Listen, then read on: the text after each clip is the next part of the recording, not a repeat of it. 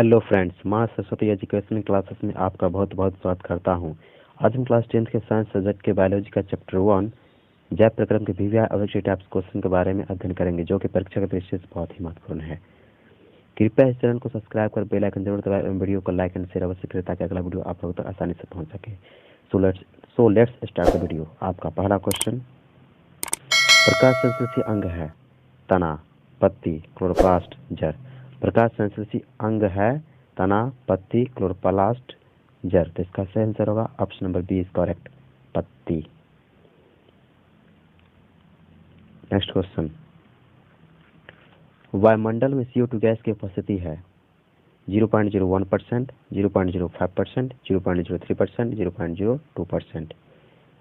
तो इसका सही आंसर होगा option number C is correct, 0.03% वायुमंडल में CO2 गैस की मात्रा है। नेक्स्ट क्वेश्चन, ग्रहणी भाग है। ग्रहणी किसका भाग है? ऑप्शन मुख गुहा, अमाशय, छोटी आंत, बड़ी आंत। इसका सही आंसर होगा छोटी आंत, क्योंकि छोटी आंत के 3 भाग हैं। एक है, पहला है ग्रहणी, दूसरा जेजुनम और तीसरा है इलियम।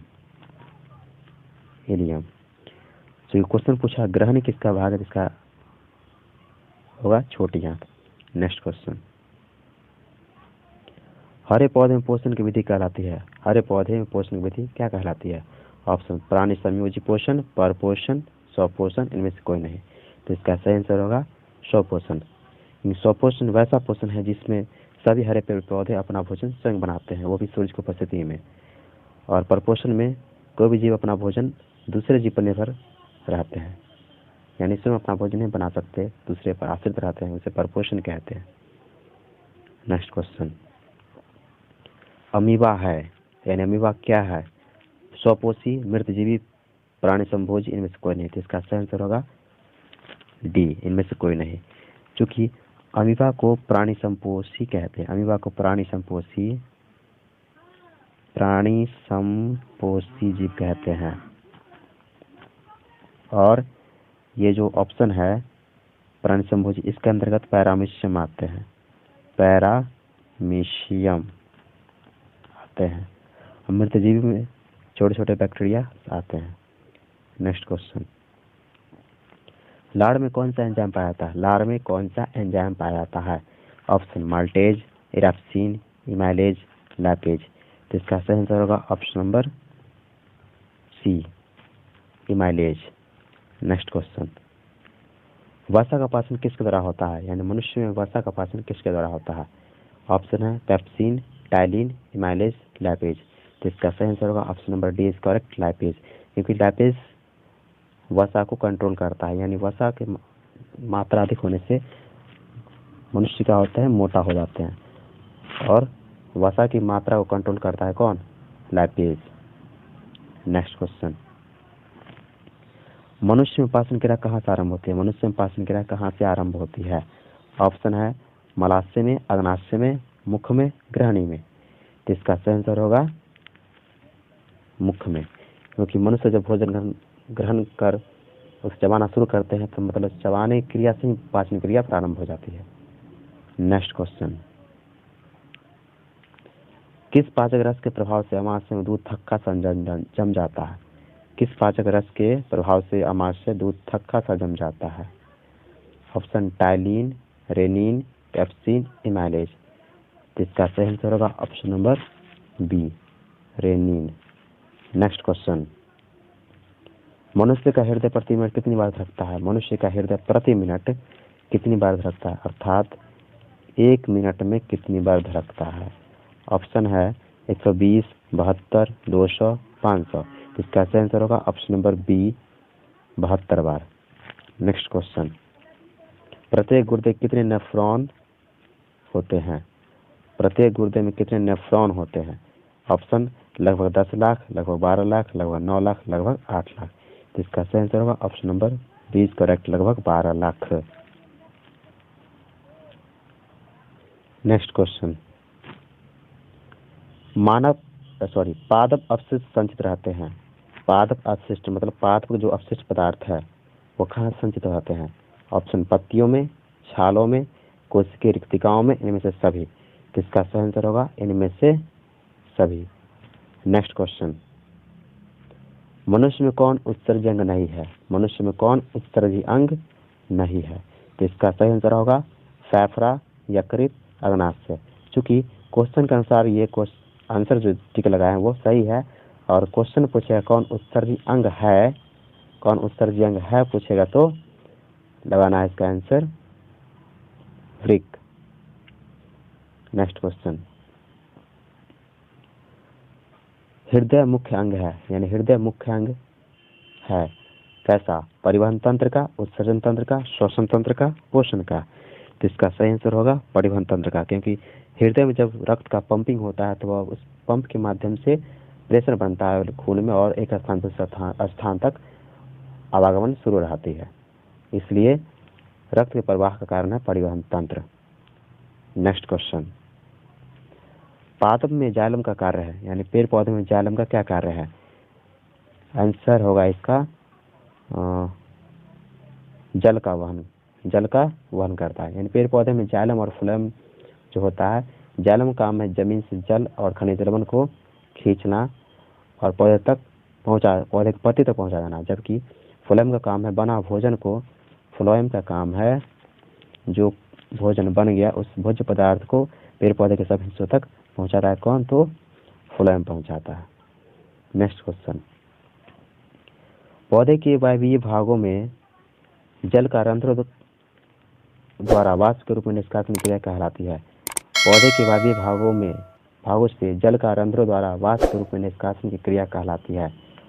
ऑप्शन उत्सर्जन, परासरण, विसरण, वाष्पोत्सर्जन। तो इसका सही आंसर होगा ऑप्शन नंबर डी, वाष्पोत्सर्जन। नेक्स्ट क्वेश्चन,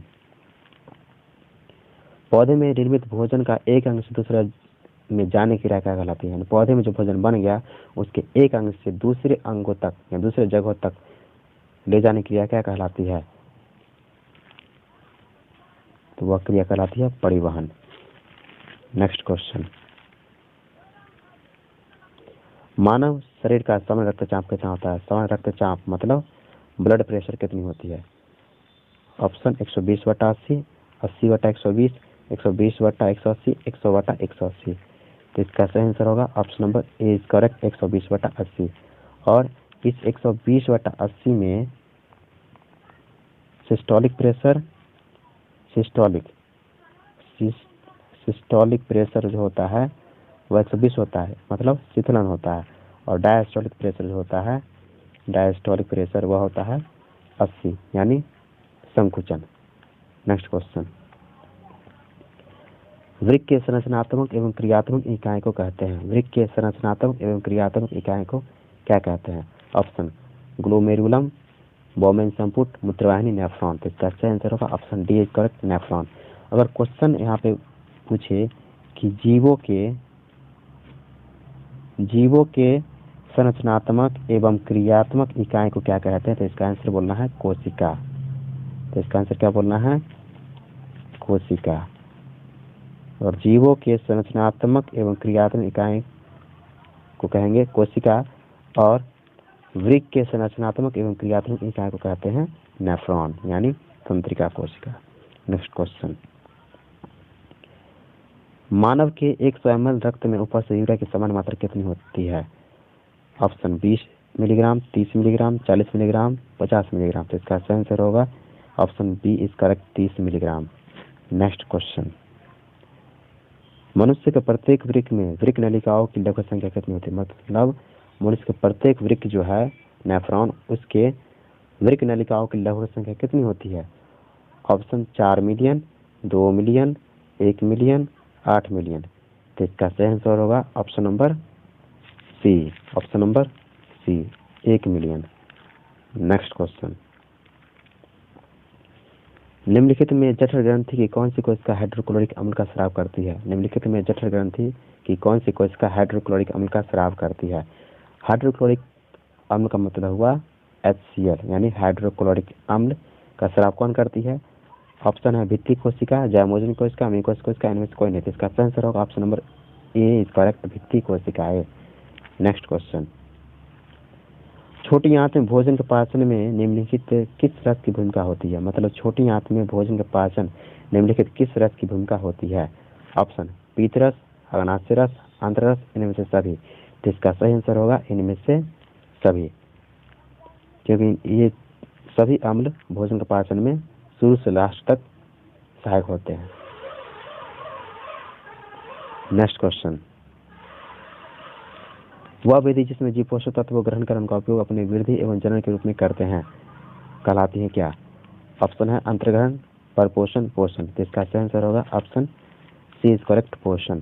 पोषण वह विधि है जिसमें जीव पोषक तत्व मतलब जो भोजन मनुष्य ग्रहण करता है उस भोजन का मनुष्य में ऑक्सीकरण तथा अथवा अवकरण विधि से उसका विखंडन होता है और उससे शरीर में जो ऊर्जा उत्पन्न होता है उस ऊर्जा के माध्यम से उनकी वृद्धि अथवा टूटे फूटे अंगों का ठीक हो पाती है। वह विधि क्या कहलाती है? पोषण। नेक्स्ट क्वेश्चन, आमाशय में भोजन के गाढ़े लेय की तरह के स्वरूप को क्या कहते हैं? आमाशय में भोजन के गाढ़े लेय की तरह के स्वरूप को क्या कहते हैं? ऑप्शन काइम, चाइल्ड, पीत, सक्कस, एंटेरिकस।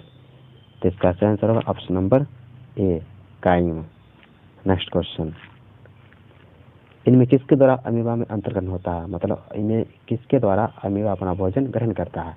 यानी अमीबा के अंदर भोजन ग्रहण करने के लिए खास अंग नहीं होता है। अमीबा के जो अंदर भोजन ग्रहण करने के लिए खास अंग नहीं होता है, यह अपने कुटपादों की मदद से ही भोजन ग्रहण करता है। यानी इसके जो कुटपाद ये जो होता है कुटपाद, इस कुटपाद की मदद से ही अपना भोजन ग्रहण करता है, इसलिए इसका सही आंसर होगा कुटपाद। और हम आपको यहाँ पे बता दें कि अमीबा प्राणी संपोषी जीव है और यह एक कोशिकीय जीव है, इसका आकार अनिश्चित होता है और यह कुटपाद की मदद से अपना भोजन ग्रहण करता है। और भोजन रसधानी अमीबा के अंदर पाया जाता है। तो भोजन रसधानी का डिफिनेशन ही हो सकता है कि अमीबा कुटपाद की मदद से भोजन ग्रहण करता है और भोजन ग्रहण करने के तत्पश्चात जहाँ एक जगह जमा होता है, तो जहाँ एक जगह जमा हुआ उसे बोलते हैं भोजन रसधानी। नेक्स्ट क्वेश्चन, मनुष्य में पाचन क्रिया आरंभ होती है। मनुष्य में पाचन क्रिया कहाँ से आरंभ हो जाती है? तो हम आपको यहाँ पे बता दें कि जब मनुष्य भोजन ग्रहण कर उसको चबाना प्रारंभ करती है तो चबाने क्रिया मुख से शुरू हो जाती है, इसलिए इसका सही आंसर होगा मुख गुहा अर्थात मुख। नेक्स्ट क्वेश्चन, रक्षी कोशिकाएं पाई जाती है। तो रक्षी कोशिकाएं पादप कोशिकाएं में पाई जाती है अर्थात पेड़ पौधे में पाई जाती है। तो पेड़ पौधे में जड़ होती है, पत्ते में, फूलों में, फलों में। तो इसका सही आंसर होगा पत्तियों में। नेक्स्ट क्वेश्चन, वायुमंडल में CO2 का कितना प्रतिशत विद्यमान है? मतलब हमारे वायुमंडल में CO2 गैस यानी कार्बन डाइऑक्साइड कितना प्रतिशत मौजूद है? ऑप्शन 0.03%, 0.03%, 0.003%, 0.21%। तो इसका सही आंसर होगा option number B is correct, 0.03%। Next question, इनमें कौन प्रकाश संश्लेषी अंगक है? तो इससे पहले हम यहाँ पे जान लें कि प्रकाश संश्लेषण किसे कहते हैं। प्रकाश संश्लेषण क्या है? तो वैसे प्रक्रिया जिसमें सभी हरे पौधे अपना भोजन सूर्य की उपस्थिति में जमीन से जल, वायुमंडल से कार्बन डाइऑक्साइड अर्थात CO2 और पौधे में उपस्थित जो क्लोरोफिल है उसकी मात्रा से पौधे अपना भोजन स्वयं बनाते हैं। तो इसलिए इसे स्वपोषित कहते हैं और यह प्रक्रिया प्रकाश संश्लेषण कहलाता है। और चूंकि क्वेश्चन पूछा गया है कि प्रकाश संश्लेषी अंग किसे कहते हैं, तो इसका सही आंसर होगा option number B is correct अर्थात हरित लवक, यानी इसको बोलते हैं क्लोरोप्लास्ट।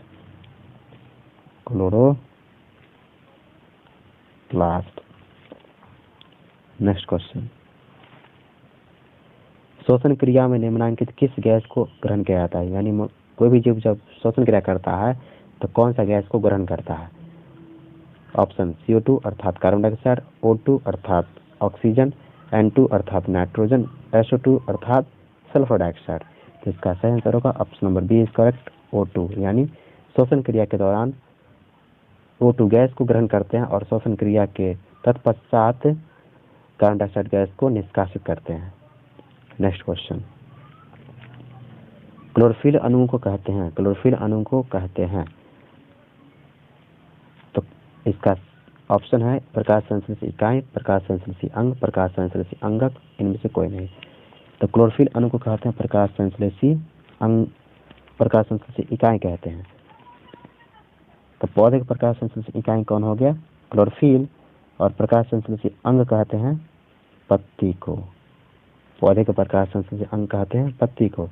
और इसके अलावा पौधे के प्रकाश संश्लेषी अंग के अलावा पौधे का रसोई घर कहते हैं फिर पत्ती को ही कहते हैं। पौधे का रसोई घर कहते हैं पत्ती को ही।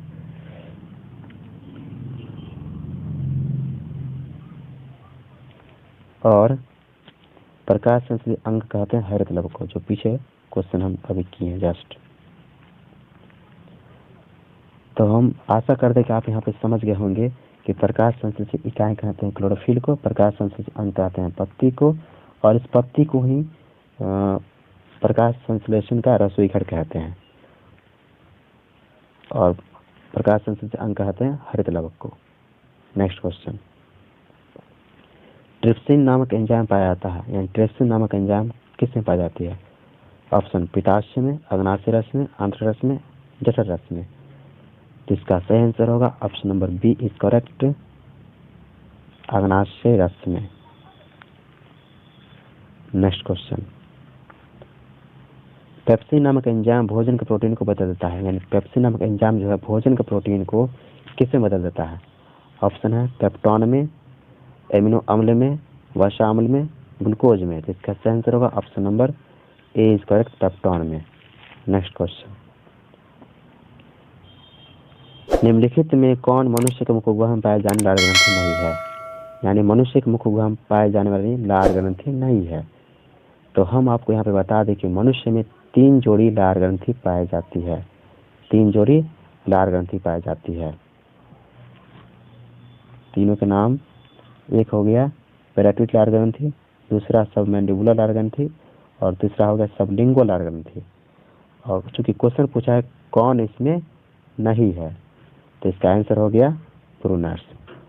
अर्थात इस क्वेश्चन का सही आंसर होगा option number C is correct, Brunner's. Next question, निश्वास में निकली वायु किसका प्रतिशत बढ़ा रहता है? मतलब कि निश्वास मतलब निश्वास में ही हम लोग कार्बन डाइऑक्साइड का त्याग करते हैं, तो उसमें उसकी मात्रा अधिक रहती है सांस लेने की अपेक्षा। अर्थात O2 की अपेक्षा CO2 की मात्रा का प्रतिशत जो है अधिक होती है। नेक्स्ट क्वेश्चन, श्वसन क्रिया में खाद्य पदार्थ का क्या होता है? श्वसन क्रिया में खाद्य पदार्थ का क्या होता है? ऑप्शन दहन, विघटन, परिवर्तन, संश्लेषण। तो इसका सही आंसर होगा option number B is correct, विघटन। मनुष्य में श्वसन वर्णक पाया जाता है। मनुष्य में श्वसन वर्णक कहाँ पाया जाता है? ऑप्शन क्लोरोफिल में, हेमोग्लोबिन में, कैरोटीन में, इनमें से कोई नहीं। तो इसका सही आंसर होगा option number B is correct, haemoglobin. क्योंकि हीमोग्लोबिन के कारण ही रक्त अर्थात खून लाल होता है। क्या होते हैं? लाल। तो अगर क्वेश्चन पूछे कि मनुष्य में रक्त लाल किसके कारण होता है, तो हीमोग्लोबिन के कारण होता है। ये हीमोग्लोबिन के कारण होता है। और श्वसन वर्णक कौन है फिर? तो ये हीमोग्लोबिन ही कहलाता है। नेक्स्ट क्वेश्चन, कीटों में श्वसन अंग है।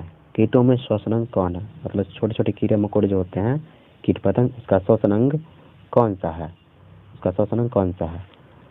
तो इसका सही आंसर होगा option number C is correct, trachea. क्योंकि ट्रैकिया के द्वारा छोटे छोटे कीट पतंग सांस लेते हैं, और ट्रैकिया को श्वास नाली भी कहते हैं। श्वास नाली भी कहते हैं। गिल्स के द्वारा मछली सांस लेता है। गिल्स के द्वारा मछली सांस लेता है, और फेफड़ा के द्वारा मनुष्य तथा सभी बड़े बड़े जीव अर्थात उच्च श्रेणी के जंतु श्वसन क्रिया करते हैं। अब है इस वीडियो का लास्ट क्वेश्चन, पोषण कितने प्रकार के होते हैं? पोषण कितने प्रकार के होते हैं? ऑप्शन 3 प्रकार, 2 प्रकार, 4 प्रकार, 6 प्रकार। तो इसका सही आंसर होगा option number B is correct, 2 प्रकार। अब 2 प्रकार कौन कौन से हैं? एक हो गया स्वपोषण और दूसरा होता है परपोषण। परपोषण और स्वपोषण का कोई प्रकार नहीं होता, जबकि परपोषण के 3 प्रकार होते हैं। परपोषण के 3 प्रकार होते हैं। और क्वेश्चन पूछे कि पोषण कितने प्रकार से बताना है? 2 प्रकार। जबकि पूछे कि परपोषण कितने प्रकार हैं, तो परपोषण का 3 प्रकार है। एक हो गया मृतजीवी पोषण, मृतजीवी पोषण, दूसरा परजीवी पोषण और तीसरा प्राणी संपोषण। और हम लोग प्राणी संपोषण जीव के अंतर्गत आते हैं। परजीवी में छोटे छोटे जो होते हैं बैक्टीरिया, अर्थात बैक्टीरिया मतलब छोटे छोटे जीव, जैसे मनुष्य के सर में जू होते हैं, वही परजीवी है। मतलब अपनी आवश्यकता के अनुसार अपना भोजन ग्रहण किया और फिर शांत रहता है। और खटमल भी है और मच्छर भी है, ये सब क्या है? परजीवी है। अपना आवश्यकता अनुसार भोजन ग्रहण करता है, फिर वहाँ से अपना स्थान छोड़ देता है। मृतजीवी में छोटे छोटे बैक्टीरिया जीवाणु पाए जाते हैं। सो वीडियो को लास्ट तक देखने के लिए धन्यवाद, और इसी तरह वीडियो के लास्ट तक आप बने रहिए। इसके यह वीडियो बायोलॉजी का चैप्टर 1 का दूसरा वीडियो जो है, और इसके बाद जो लास्ट वीडियो डालेंगे वह तीसरा होगा, जो कि इस चैप्टर का अंतिम होगा।